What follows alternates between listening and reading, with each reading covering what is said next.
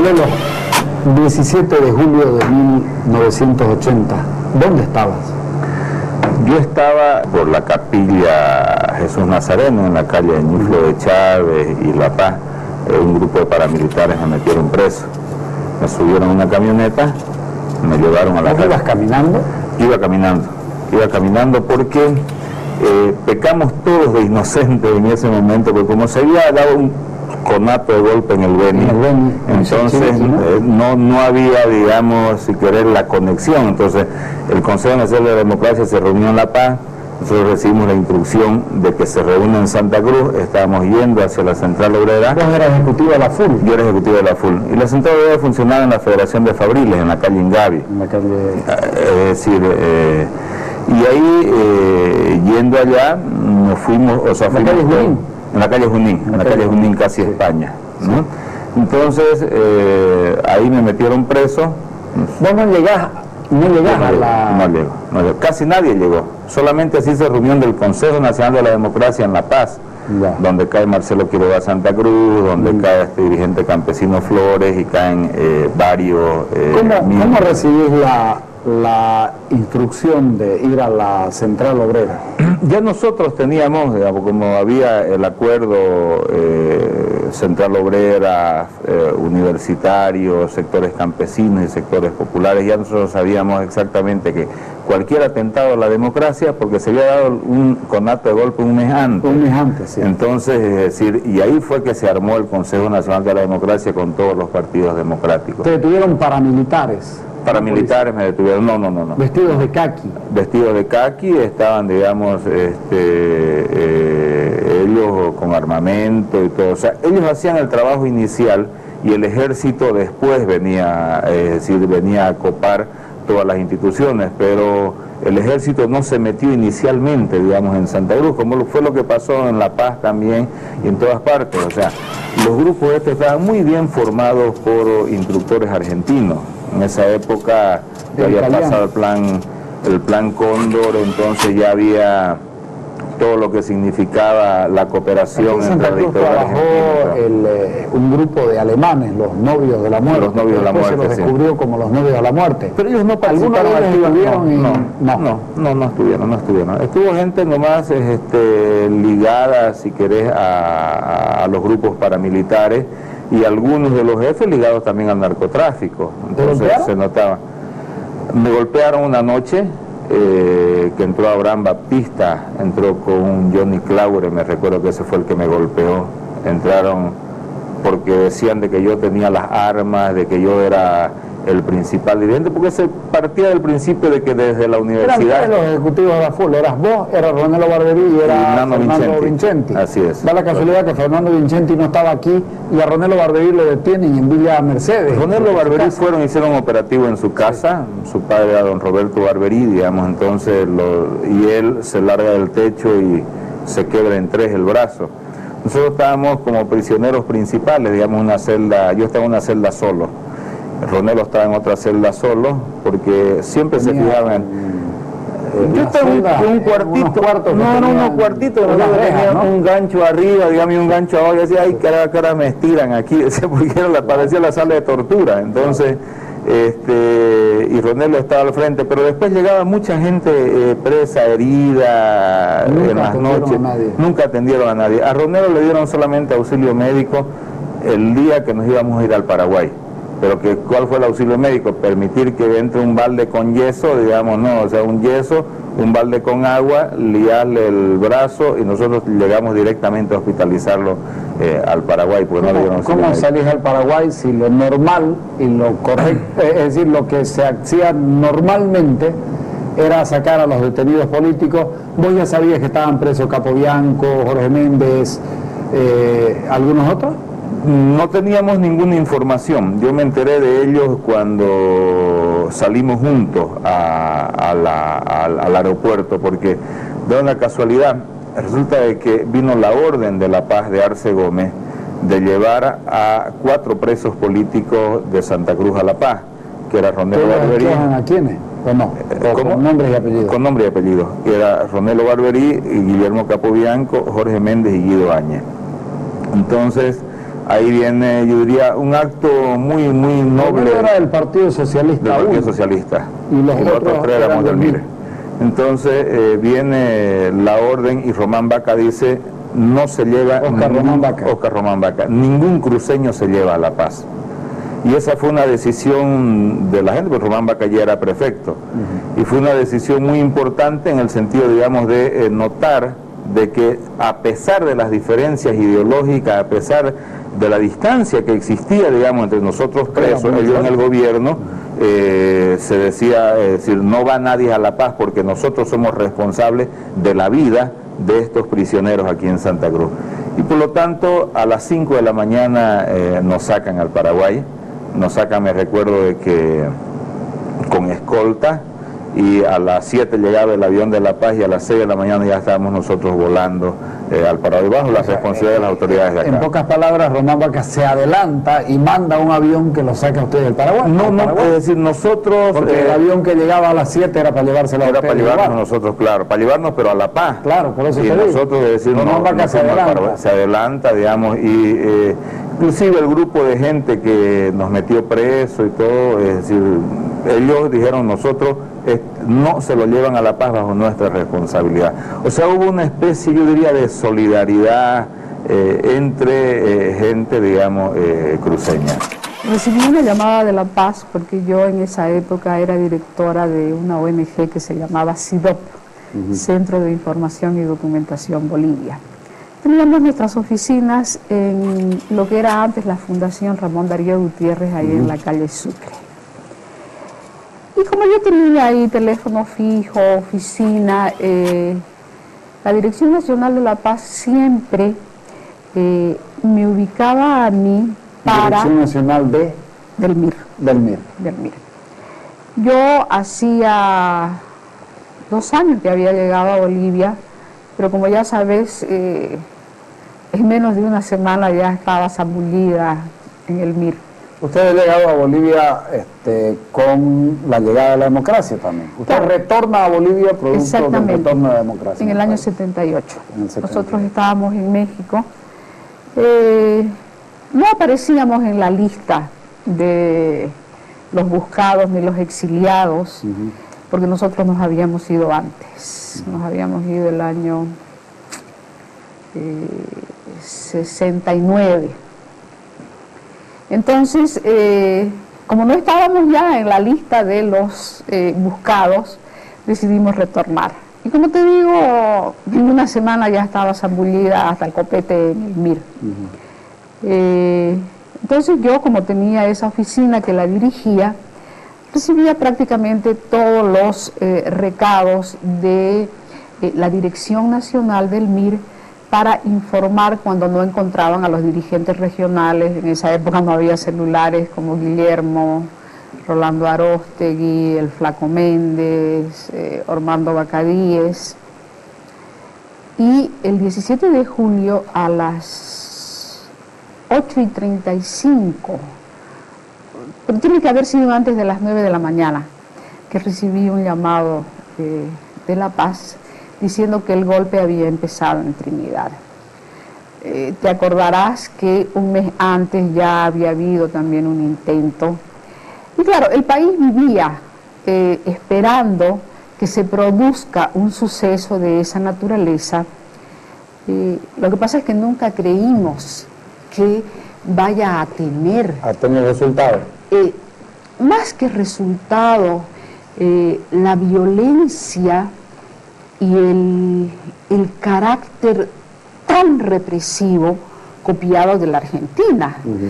Los bolivianos somos expertos para copiarnos todas las cosas malas. Pero la forma en la que se hace, en La Paz con las ambulancias y los paramilitares bajando de ellas para atacar la central obrera, y aquí los paramilitares vestidos de caqui salen a las calles y los militares salen detrás, pero quienes comienzan el movimiento son los paramilitares. ¿Usted qué hace cuando recibe la llamada? Bueno, recibo la llamada, inmediatamente ubico a Guillermo, ubico a Rolando Aróstegui, a Armando Bacadíes. Rolando no estaba, ya no estaba aquí. ¿Estaba? Estaba, Rolando. Rolando fue el único que no quiso salir. Después te voy a contar. Y volví a recibir otra llamada a las 9:20 diciéndome que yo también tomara precauciones. Llamé a mi marido inmediatamente también para avisarle a través del Viper para que me ubicara, que el golpe se había desatado en Trinidad y que lo que estaba previsto era que en todo el país tuviera las mismas características y que además había paramilitares en todas partes. Entonces, yo tomé mis recaudos con la gente de la oficina. Nosotros teníamos un centro de información, como una especie de hemeroteca. Sí, me acuerdo. Y guardábamos los periódicos completos, pero además teníamos también un archivo por rubro, de política, pobreza, partidos políticos. Entonces lo que hicimos fue poner a buen recaudo toda esa información, porque era el trabajo, producto del trabajo de 2 años, desde 1978 que yo llegué. Y rápidamente tuve tiempo de encontrarme con Rolando Aróstegui. Y le dije, tenés que irte. Y me dijo, no, ¿cómo me voy a ir? Yo me quedo. Yo entro a la clandestinidad, pero voy a estar en contacto siempre, usted no se preocupe. Y más o menos como a las 11 de la mañana, ya me enteré de que habían tomado preso a Guillermo y al Flaco Méndez. No, un poquito más tarde, porque yo rápidamente lo que hice fue ir al súper, comprar algunas cosas, y estando en el súper, alguien vino y me dijo que yo decía siempre dónde estaba por alguna eventualidad. Alguien vino y me esperó a la salida del súper a decirme que Guillermo y el Flaco Méndez habían sido tomados presos. De Chelelo yo me enteré recién después. A los 4 días de estar yo todavía en casa de mi tía, recibí un mensaje de Rolando Aróstegui. Y la persona que me lo dio me dijo, voy a venir a buscarte a las 5 de la tarde, nos vamos a tomar té. Listo, le dije. Vino, porque yo había dicho dónde iba a estar. Me recogió en un taxi, nos fuimos allá por la Colorada. Ya. Eran unos chiribitales. En la Colorada cambiamos de taxi, tomamos un taxi de la calle nada más. Y de ahí nos fuimos no sé ni por dónde. Todos los mecanismos de la clandestinidad. Claro, nos fuimos no sé ni por dónde. La persona le dijo, aquí nos quedamos, nos bajamos y caminamos como 7 cuadras, charlando, riéndonos. Llegamos a una casita de una humildad como no te podés dar idea. Entramos y me lo encuentro a Rolando Aróstegui, de peluca, entre cholo, camarilla, pero así impresionante, y me dice, bueno, me dio una serie de instrucciones para contactar a gente, para que la gente no se sintiera abandonada por la dirigencia regional, y me encargó a mí esa tarea. Entonces yo contacté a otros compañeros para darles la tranquilidad. Jaime ya había sufrido el accidente, Jaime había sufrido el atentado.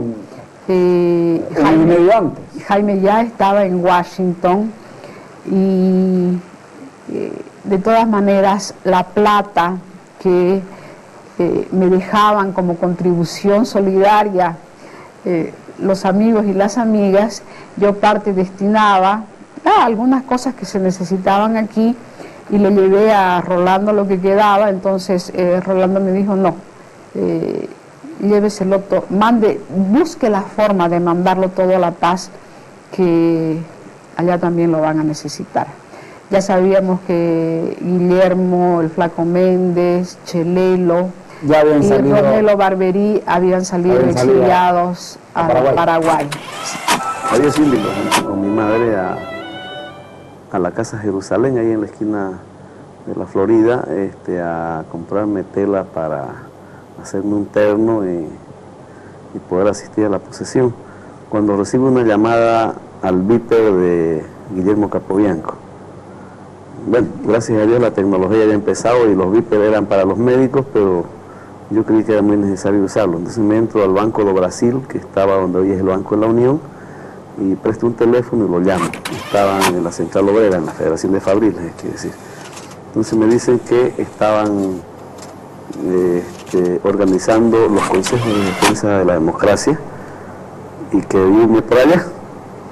Entonces, bueno, le dije, ¿qué ha pasado? Entonces, ahí había un levantamiento en Trinidad y estamos, hay orden de movilización general para planear la huelga general indefinida y otras medidas de tipo resistencia popular. Pero me dice, mira, Pituco Velarde no está, ¿por qué no te vas primero a su casa? Y estaba en la calle, al lado del mercado. Al lado del Mercado Nuevo, al frente del CBA, entonces me voy y lo busco a Pituco, que estaba con Jorge Flores Arias. Y bueno, no, me dice, nunca se mata la víbora por la cola, me dice Pituco, por lo tanto un golpe en el Beni es un golpe frustrado, ¿no? Igual no tenía conocimiento todavía de que los paramilitares ya habían salido. No, todavía, porque todavía no habían salido. Y entonces, cuando agarramos un jeep, un viejito, nomás un taxi, y nos subimos los tres, nos vamos hacia la Federación de Fabriles, y a la altura del Banco Santa Cruz, entonces me reconoce un señor, me levanta la mano, doctor, me dijo, no vaya, que hay una balacera allá, y los están tomando presos a toditos. Entonces de ahí nomás saltamos cada uno del mismo jeep y fuimos a empezar una cosa que es muy dura, ¿no? Que es la vida clandestina. ¿Dónde te vas vos exactamente? Bueno, yo rápidamente salto de ahí, me voy a la otra cuadra, tomo otro vehículo, llego a mi casa, saco un bolso que ya estaba preparado, porque ya sabíamos que venía el golpe, lo que no sabíamos era por dónde venía. Teníamos informaciones militares de que militares argentinos estaban aquí en el Hotel Los Tajivos, junto con Arce Gómez y con toda la cúpula militar de entonces, preparando el golpe. Entre ellos estaba un general, que en esa época era coronel, que era comandante del regimiento Castrillo de Puerto Suárez, don Rolando Canido de Viricochea. Entonces yo tuve una cena con Rolando Canido, que era amigo mío, y me dijo una frase que me dejó con los pelos de punta. Dijo, la democracia es como los lobos, se come a sus hijos. Así que si ustedes resisten, les vamos a dar. Y me dio las señales de que había gente... Pero ustedes tenían la idea de que se iba a hacer con paramilitares que salgan. ¿Esto lo sorprende? No, la táctica fue novedosa, porque en primer lugar nunca se empieza por un lugar débil a hacer un levantamiento, en realidad ese es un señuelo de engaño, ¿no?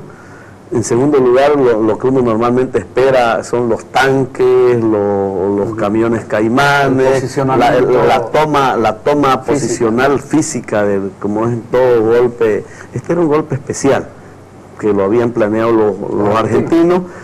Constatamos que estaba una misión argentina durante una semana en Los Tajivos. Fuimos a La Paz y denunciamos eso a nuestra dirección nacional. Allí se tomó una decisión de que nadie salga.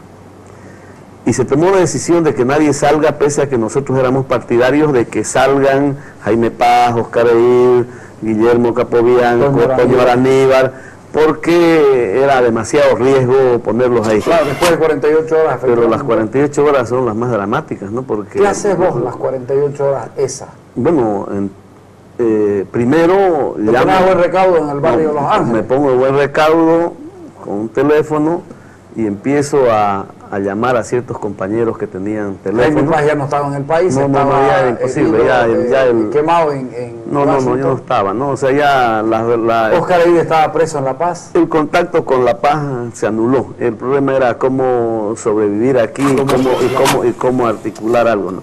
La primera cosa era velar por la vida de los presos. Y en eso hablamos con militares con los que teníamos ya relación, para que vean y aboguen por la vida de los presos. El doctor Román Baca tuvo una posición muy firme, humanitaria y de respeto a la vida de los cruceños. Eso hay que reconocerlo, más allá de todas las diferencias ideológicas. Pero esas 48 horas hasta que supimos ya fidedignamente que estaban vivos, ¿no?, fueron dramáticas, porque yo sentía la presión de la esposa de Jorge Méndez, de la esposa de Guillermo Capobianco,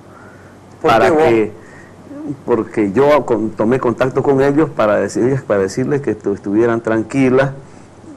¿Cuál es tu rol en la resistencia? Porque empiezo a articular. Susana Seleme cuenta que ella recibe una instrucción de que había que irse, que ella pase la instrucción de irse, y vos le decís, yo no me voy, yo me quedo. Bueno, es decir, ya como el golpe fue tan brutal, ¿no?, entonces vino la orden de que todo el mundo saliéramos y que después nos reorganizaríamos.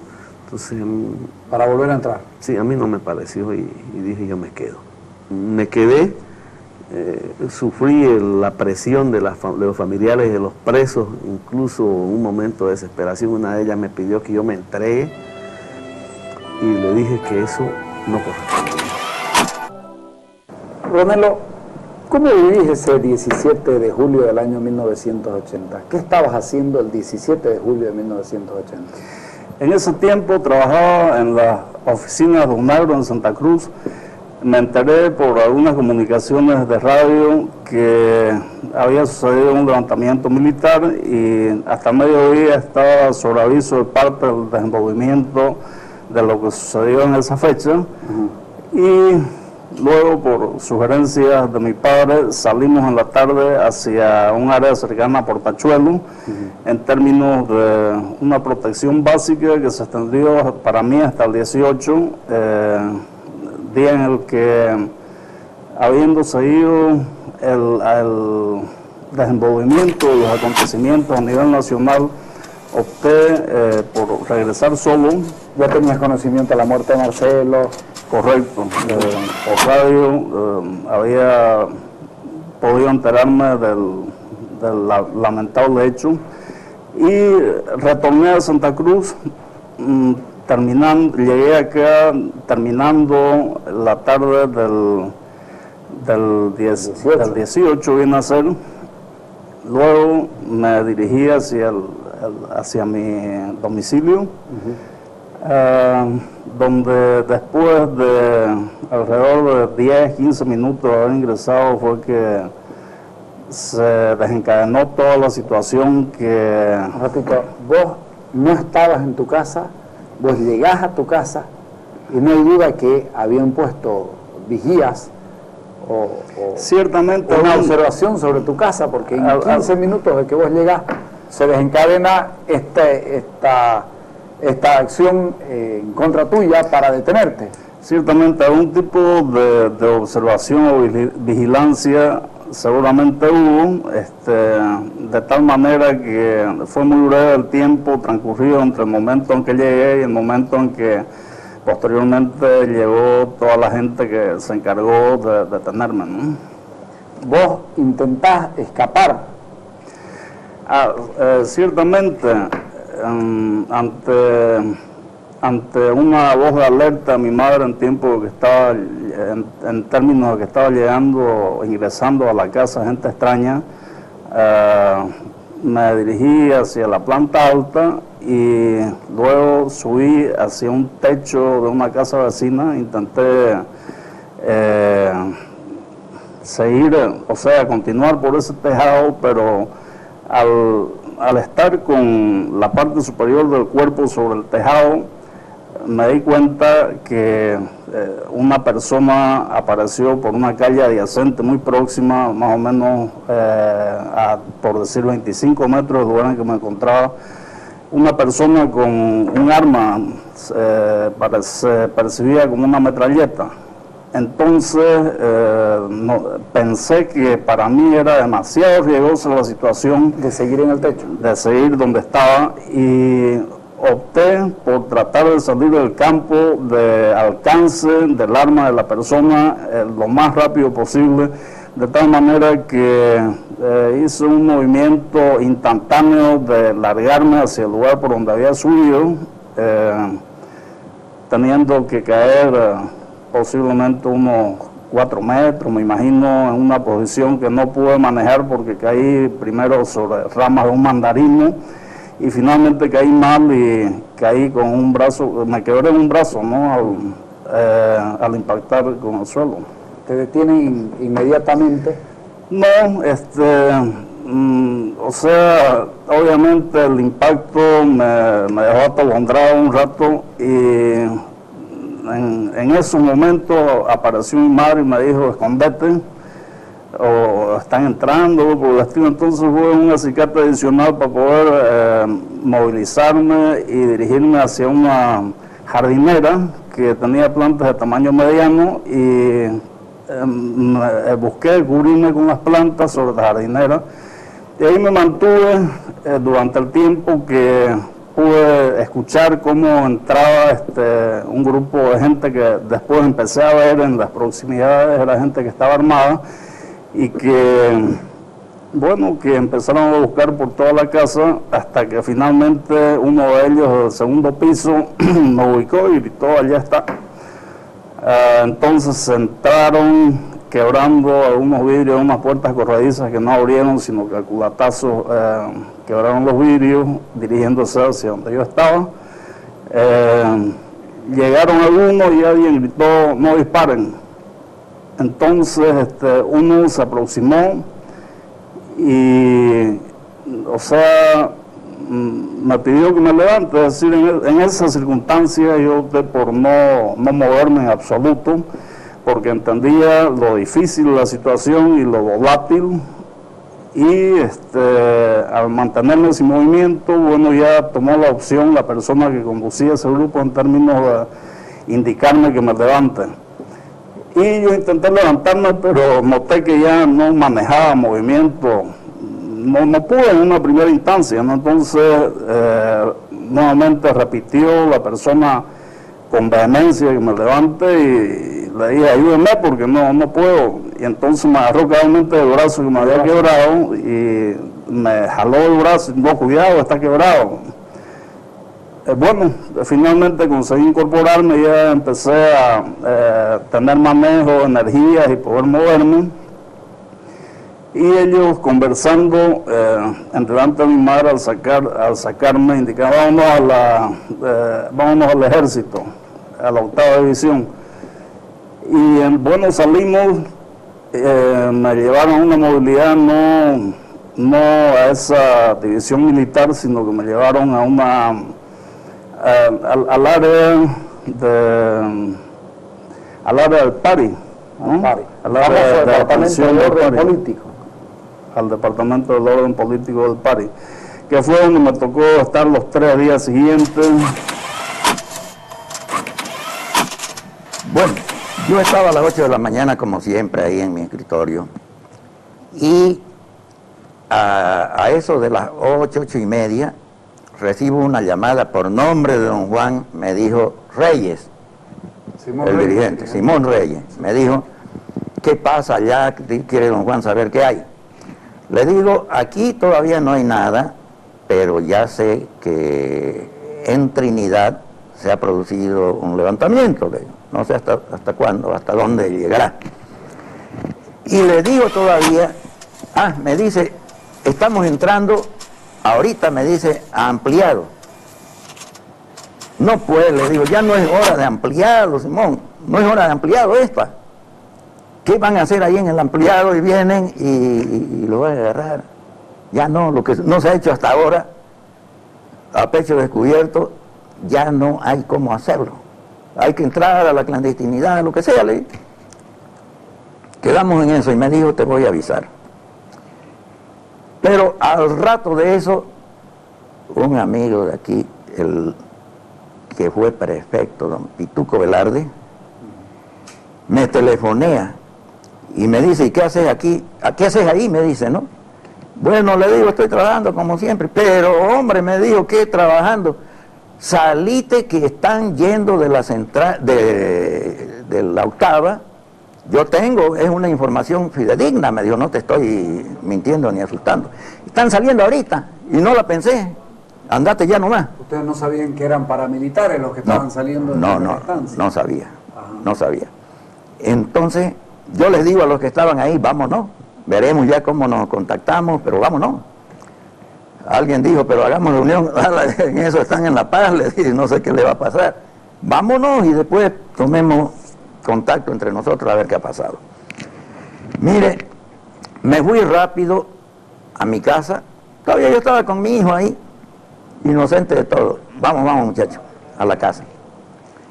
En la casa lo dejé a mi hijo y me fui a donde mi hermana en la Villa Santa Teresita. Cuando hablé de allá, ya habían venido los paramilitares a la central obrera. Ya me dijo, me habló, no sé qué, se dio modo, Michel, que era nuestro secretario ahí, y me dice, mire, ya han venido aquí, y creo que han matado a uno abajo y han incendiado una camioneta por allá, más abajo todavía. Y en Junín, pues había habido ahí. En la Junín era, en la sede de los Fabriles, claro. ¿no? Y entonces, de mi casa, yo hago, o de la casa de mi hermana, hago telefonear a mi casa. Y me dicen, ya han venido aquí y han rebatido todo, e incluso han tirado un cachazo al perro, un perro bravo que había. Pero se han ido, me dice. Y no se han llevado nada, me dijo. Pero han buscado en todas partes, me dijo, han rebuscado los colchones y todo lo demás. Entonces, yo ya después supe de que en La Paz ya habían ocupado la central y habían tomado presos algunos, Quiroga Santa Cruz, Lechín, Reyes, y lo habían matado a Vega, un dirigente Vega. 9:30 del 17 de julio de 1980 éramos conducidos en una vagoneta Toyota del Servicio Nacional de Camino hacia un lugar que no conocíamos, que finalmente fue una casa ubicada en el barrio Hawái, cerca de San Aurelio, en donde había un barrio militar de la Fuerza Aérea de Bolivia. Estábamos, decir, ¿quiénes? Era Guillermo Capobianco y yo. ¿Cómo los detienen? ¿En la central obrera? Hacia las 8:30 de la mañana se supo que en el país empezó un golpe de Estado encabezado por el general Luis García Meza, pero en Santa Cruz todavía no pasaba nada y con Guillermo fuimos hasta la central obrera. En la central obrera habían algunos obreros, pero no estaban todavía noticiados del golpe de Estado. Salimos de ahí, dimos la vuelta al Manzano y nuestra intención era ir hacia la prefectura ese día a ver qué era lo que pasaba en ese momento. Y entonces dimos la vuelta al Manzano y estábamos yendo por la calle España, esquina Junín, cuando fuimos bajados por paramilitares en uniforme militar de un auto negro en el que íbamos de ir a la prefectura.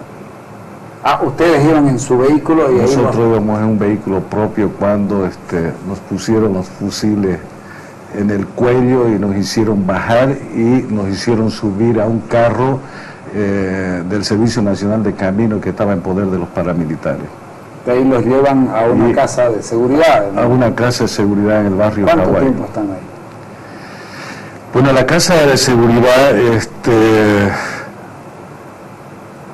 en la casa de seguridad, cuando entramos a la casa, fuimos metidos en un closet, nos pusieron llave por fuera y los paramilitares todos volvieron a salir a la calle.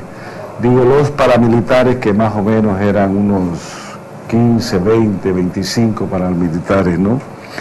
Y entonces en ese closet, a pesar de que ellos vinieron en la tarde del 17 de julio, ¿no? ¿Que ustedes los escucharon? Solamente escuchábamos que había una persona adentro y la persona escuchaba por la radio la marcha Talacocha, ¿no? Y todo el desencadenamiento del golpe de Estado, ¿no? Cuando el grupo de paramilitares vino en la tarde, nosotros permanecimos ahí adentro, solamente escuchamos... parado y tenía posibilidad entre los dos de sentarse. Nos turnamos para sentarnos y un poco con las rodillas encima de la cara o de la cabeza del otro, ¿no? Claro. Y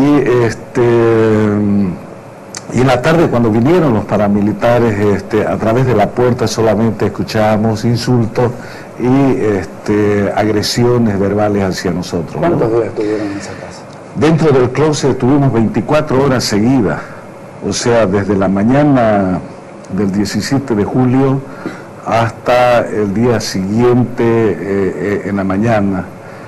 Más o menos como a las 8:30, 9 nos sacaron de ahí y nos alimentaron. Fue el primer alimento que tomamos en 24 horas, que era café, pan y huevo. Cuando recibimos ese alimento nos dimos cuenta que probablemente no querían matarnos. ¿Vos sabías de un intento de la toma de esa casa en la que vos estuviste con Guillermo? Pero eso fue al de final. parte de Abraham Batista. No, Abraham Batista iba a la casa. Claro. El intento de toma de la casa fue al final, cuando se dio la noticia que nosotros íbamos a salir exiliados después de 5 días, y no por parte de Abraham Batista, sino otro grupo de paramilitares mucho más radicales que el que estaba con nosotros y que tenía una casa de seguridad en otro sitio de la ciudad. Pero ahí los que lo estaban, los que los tenían detenidos a ustedes dicen, esta casa viene y la toman a bala, pero nosotros los tenemos a los detenidos y se sabe, y nosotros no nos vamos a hacer responsables de la muerte de esta gente. Es una cosa que sucede al final, como te decía, hacia el 5.º día, ¿no?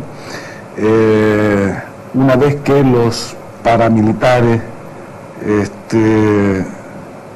nos habían cobijado y nos habían defendido incluso en estos 5 días a través de un trato que tuvimos con ellos, que paulatinamente fue cambiando la relación enemigo-enemigo para convertirse en amigo-amigo, ¿no? Fue esta relación muy sui generis que se da entre el preso y el carcelero, ¿no? Que nosotros logramos cambiar la mentalidad de ellos, ¿no? Y ellos finalmente pidieron que nosotros salgamos exiliados y no al Ministerio del Interior de la Paz, que eso conducía a donde Luis Arce Gómez, y todo el mundo sabía lo que era estar en ese momento en manos de Luis Arce Gómez, ¿no? Entonces, Vaca se porta bien ahí.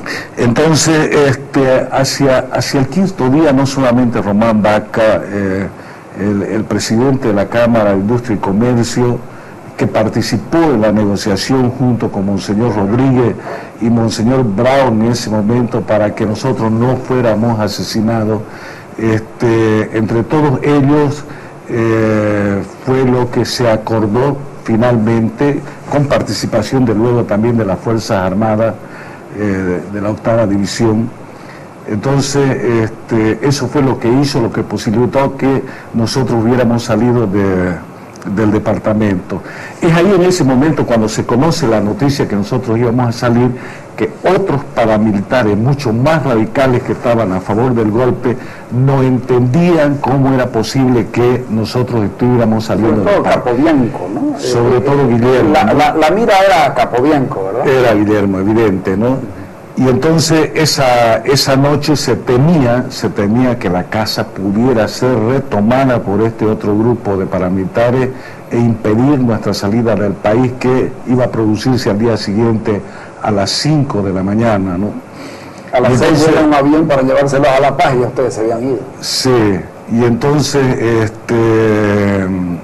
esa noche los paramilitares que estaban con nosotros y que quedaron cuidando la casa, nos pusieron totalmente en libertad en la casa y nos dijeron, bueno, ahí están los fierros, si vienen los paramilitares, tienen que defender su propia vida, ¿no? Y pueden usar los fierros que tienen aquí, ¿no? A ese nivel. A ese nivel se llegó.